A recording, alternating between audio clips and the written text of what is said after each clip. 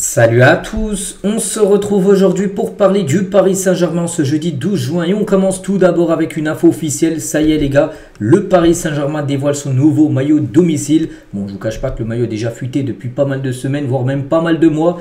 Mais cette fois-ci, ça a été dévoilé par le PSG. Ça y est, le maillot est disponible à la vente.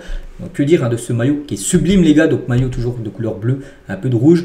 Un peu de blanc, Qatar Airways, Nike, donc à noter bien sûr, on peut voir bien sûr le quadrillage, en gros c'est par rapport à la tour Eiffel, en plein milieu du maillot, il est sublime les gars, je trouve encore plus beau celui-là la saison prochaine que celui de cette saison, c'est une totale réussite, une note les gars, je pars sur un magnifique 9 sur 10 sur ce maillot, qui est une réussite totale bien sûr pour la saison future, donc les chaussettes aussi, il y aura un peu de quadrillage rouge sur le logo Nike qui sera en fond. Donc voilà, concernant ce maillot bien sûr, et regardez l'importance du détail sur le nouveau maillot bien sûr du Paris Saint-Germain, qui est une totale réussite. On pense en plus qu'il va être beaucoup vendu. Pourquoi? Parce que le PSG vient de gagner bien sûr la Ligue des Champions. Et voilà, quand tu gagnes un grand tournoi comme la Champions League, je pense que les ventes de maillots, bien sûr, ça va y aller du côté de Paris. Et du coup, le PSG apportera ce nouveau maillot pour la première fois à l'occasion de son match d'ouverture à la Coupe du Monde des clubs le 15 juin contre l'Atlético à Los Angeles. Paris portera ce maillot domicile qui sera porté également, bien sûr, la saison prochaine. Donc, le maillot homme, donc domicile 2025-2026, est dès à présent accessible en avant-première sur Store PSG. Vous pouvez l'acheter sur la boutique officielle du PSG. Donc, voilà, dès jeudi, aujourd'hui, dans les boutiques officielles du PSG et de Nike, il est disponible partout. Ce magnifique maillot. À noter les gars, on peut voir, pas d'étoile. Pas d'étoile. Voilà, normalement pour la Coupe du Monde des clubs, d'après ce que j'ai pu voir, après il faut voir si ça sera vraiment maintenant. Le maillot là, ce maillot là devrait avoir l'étoile seulement pour la Coupe du Monde des clubs, mais pour les matchs saison prochaine de Ligue 1, Ligue des Champions, il ne devrait pas avoir l'étoile au-dessus. En cas d'étoile, enfin il pourra avoir l'étoile, j'ai pu voir aussi la saison prochaine en Ligue 1, Ligue des Champions, si le PSG venait à remporter la Coupe du Monde des clubs. Voilà, en gros ce qui est envisagé bien sûr pour ce maillot, mais voilà, concernant ce maillot qui est une totale, je trouve, réussite. Donc dès que du dos, ça ressemble à ça, tiens, avec le flocage Zeremri, numéro 33, et le maillot aussi de gardien de but, ce maillot-là. Ce maillot noir nous fait penser au maillot à l'époque de Lionel Letizy, ancien gardien bien sûr du PSG, c'est qui ressemble beaucoup à ce maillot, que portera bien sûr Donnarumma. Donc il y a le maillot, il y a aussi les vestes, version PSG, enfin nouvelle collection qui sortent bien sûr, tiens, portée par Gvara, au même Désiré Doué. Donc voilà les gars ce qu'il y a à dire, parce que c'est un grand événement chaque année bien sûr la sortie du maillot. On continue à parler maintenant de cette compétition, la Coupe du Monde des clubs, que le PSG bien sûr participera, mais pas que le PSG, également qualifié pour la prochaine édition en 2029, c'est sûr, avec la Ligue des Champions remportée. Paris a déjà son ticket pour jouer la prochaine, mais bon, là, on va déjà se concentrer sur celle-là, parce que la prochaine c'est dans 4 ans, donc on est le 12, et dans 3 jours, jour pour jour, le match contre l'Atlético Madrid. Ensuite, le 20, Botafogo, puis après Seattle. Donc, regardez le stade où le champion d'Europe, donc le Paris Saint-Germain, affrontera bien sûr l'Atlético Madrid. Donc, ça sera dans ce stade-là. Donc, certainement un stade à guichet fermé, vu que ça reste une très très belle rencontre, le PSG contre l'Atlético. Je pense qu'il n'y aura plus de place à vendre. Je ne sais pas la capacité max bien sûr de ce terrain, qui est normalement un terrain de football américain. On peut voir les poteaux là, donc voilà, ça sera sur cette pelouse là que le PSG jouera contre l'Atlético Madrid. Et la une aujourd'hui du journal Équipe en ce jeudi 12 juin, c'est une version PSG, donc en vedette américaine, avec bien sûr l'homme fort de ce PSG, de ce renouveau Paris. Et Luis Enrique, le coach, qui a tout changé quand même du côté de cette équipe.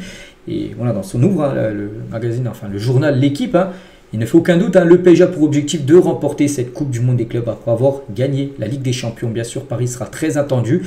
Paris est un favori, bien sûr, de remporter cette Coupe du Monde des clubs, et le PSG veut gagner ce tournoi.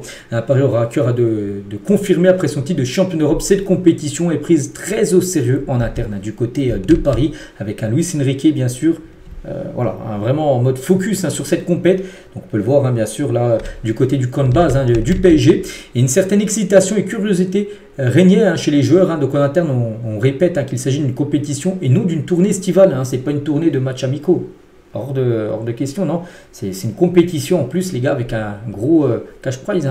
La Coupe du Monde des clubs rapporte encore plus d'argent que la Ligue des Champions, pour montrer que si tu vas très loin, tu peux vraiment toucher, faire un été de fou là. Déjà que la LDC, ça a rapporté 150. Le vainqueur de la Coupe du Monde des clubs, c'est un peu plus que 150 millions d'euros. C'est plus, c'est sûr. Donc voilà, ça peut être vraiment peut-être un été à 300 millions d'euros récupéré par le Paris Saint-Germain, si Paris venait à remporter bien sûr cette Coupe du Monde des clubs. Donc les derniers joueurs sont arrivés, Marquinhos, Beraldo, Pacho, Kangini, Donnarumma, qu'on joue en sélection là ces derniers jours, sont bien arrivés à Los Angeles. Donc l'extra sportif débute ce soir pour les Parisiens avec une réception officielle au consulat de France de Los Angeles. Le club également organisera aussi plusieurs événements, donc des mini-terrains de foot, des cours de salsa, présence d'anciennes gloires, des visites de lieux iconiques de Los Angeles sont au programme aussi avec des joueurs, parce qu'il y aura, ils vont pas faire que de s'entraîner tous les jours, il y a peut-être 2 séances d'entraînement, mais dans le temps libre. Ils vont faire un peu aller visiter bien sûr la ville de Los Angeles. Il y en a beaucoup qui ne sont jamais allés dans cette ville. Donc voilà, il y aura pas mal de choses à faire qui sont au programme. Donc la recherche aussi de futurs partenaires est ainsi aussi en enjeu de ce séjour. Il compte faire fructifier économiquement et en termes d'image. La semaine en Californie sera mise aussi à profit pour des opérations marketing. Voilà, donc Paris les gars, les joueurs, l'entraîneur, tout le monde, ça ne va pas chômer. Il y a une compétition mais il y a aussi plein d'autres choses à faire voilà, autour de ce Paris Saint-Germain, on peut dire du côté des États-Unis. Et concernant la conférence de presse de Luis Enrique, pour parler du match contre l'Atlético, donc elle aura lieu samedi à 4h30 du matin, heure française. Donc on en reparlera bien sûr le lendemain où je vous ferai le débrief de ce qu'il a pu dire. Mais il était interviewé sur PSG TV, Luis Enrique. Il a dit c'est le moment de retrouver la compétition et d'aller décrocher cette Coupe du Monde des clubs. On est tous très heureux d'être ici. C'est maintenant le moment de récupérer avant de débuter la préparation. Nous sommes impatients de débuter les entraînements et de débuter la compétition dimanche prochain. Donc il a parlé de l'Atlético Madrid. On se connaît très bien car on s'est affronté en Ligue des Champions cette saison. Ça sera un match difficile, mais on est prêt à affronter tous les clubs bien sûr. Et voilà, ça sera aussi une petite revanche à prendre contre cette équipe de l'Atlético. Le PSG avait dominé le match, mais avait perdu 2-1 avec un but de Correa en toute fin de rencontre. Et Kim Pembe aussi, tiens, PSG TV, il a dit nous sommes des compétiteurs, on aime ça, on aime la gagne, on va se préparer au mieux pour pouvoir ramener ce nouveau trophée. On vient avec des objectifs très clairs, aller le plus loin possible et la gagner. Nous sommes tous prêts pour ce nouveau challenge. Et nous savons que c'est un stade mythique ici, le stade que je vous ai montré tout à l'heure. On aime ça, la ferveur, la chaleur et l'ambiance. Nous sommes préparés à ça et nous allons tout faire pour faire de bons matchs, on espère. Peut-être qu'il y aura un peu de temps de jeu qui me permet, on verra. Parce qu'on sait que maintenant c'est plutôt un remplaçant du côté de Paris. Et hier soir, 20h30, heure française, là-bas il était 11h du matin. Et première séance d'entraînement voilà, pour le PSG du côté de Los Angeles. Un entraînement à huis clos, il n'y a pas de supporters. Je crois que ce sera ouvert samedi, un peu au public, pas pendant longtemps, pendant un quart d'heure, ce sera ouvert au public. Mais voilà, les premières photos de l'entraînement des joueurs du PSG sur le sol américain du côté de Los Angeles. À noter les gars, une très bonne nouvelle. Concernant Dembélé, on sait que Dembélé est actuellement aux États-Unis, mais on sait qu'il est forfait pour les 3 prochains matchs. Mais il a fait quelques tours de terrain aujourd'hui. Ça, c'est une bonne nouvelle. Voilà, Ousmane Dembélé a pu reprendre la course. Lui qui s'est blessé, c'était jeudi dernier lors de la demi-finale de la Ligue des Nations contre l'Espagne. Il n'avait pas joué contre l'Allemagne dimanche dernier, donc il a pu reprendre la course après. Il ne jouera pas contre l'Atlético. Il n'y a aucun risque qui sera pris parce qu'il n'est pas prêt.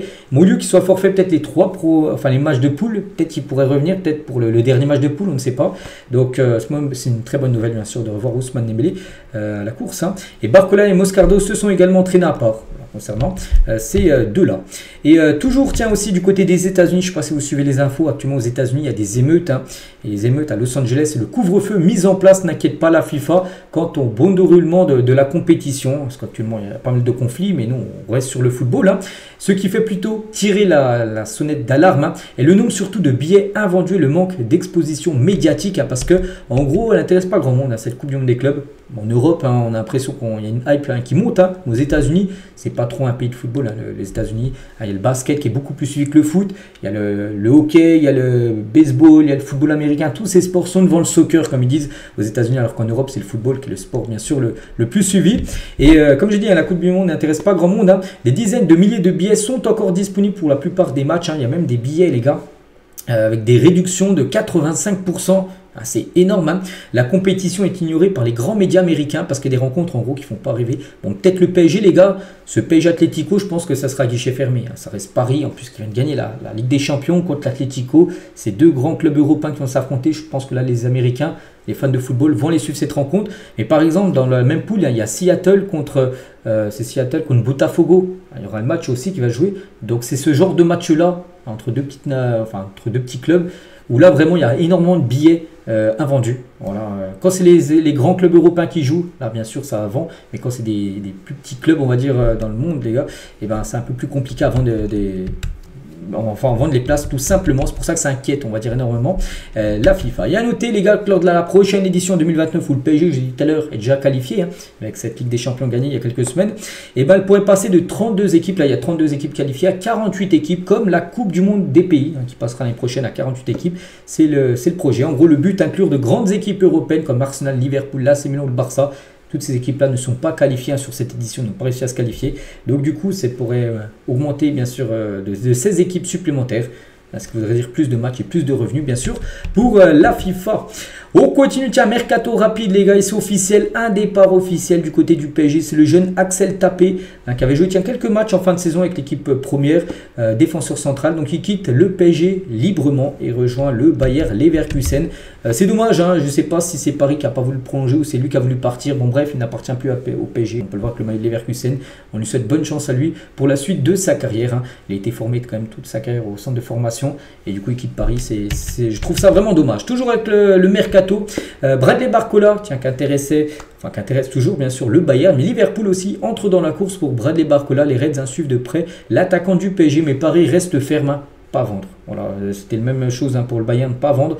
Pareil pour Liverpool, il n'est pas à vendre tout simplement. Bradley Barcola qui devrait rester au moins une année de plus du côté bien sûr de Paris. Concernant Carlos Soler, donc joueur du PSG prêté, hein, actuellement à West Ham, on ne sait pas trop ce qu'il va faire. Bon, il ne rentre plus du tout dans les plans de Luis Enrique. Mais Villarreal cible Carlos Soler, donc le club espagnol a commencé les discussions pour le joueur. Deux options, donc un prêt avec option d'achat et un transfert définitif. Hein. Brighton est également sur le joueur. Voilà, concernant Carlos Soler qui pourrait retourner peut-être en Espagne ou rester en première ligue, on verra, mais il ne reviendra pas à Paris. Le mieux serait de le vendre, hein, comme ça tu récoltes une somme d'argent, puis comme ça le débat est clos, il n'appartiendrait plus à Paris. Et on finit aujourd'hui avec Randal Colomani et le PSG. La Juve sont proches d'un accord pour un prêt avec option d'achat obligatoire de Randal Colomani, montant estimé 45 millions d'euros, donc on pourrait être prêté avec option d'achat, c'est-à-dire qu'en 2026, la Juve sera obligée de l'acheter pour 45 millions d'euros.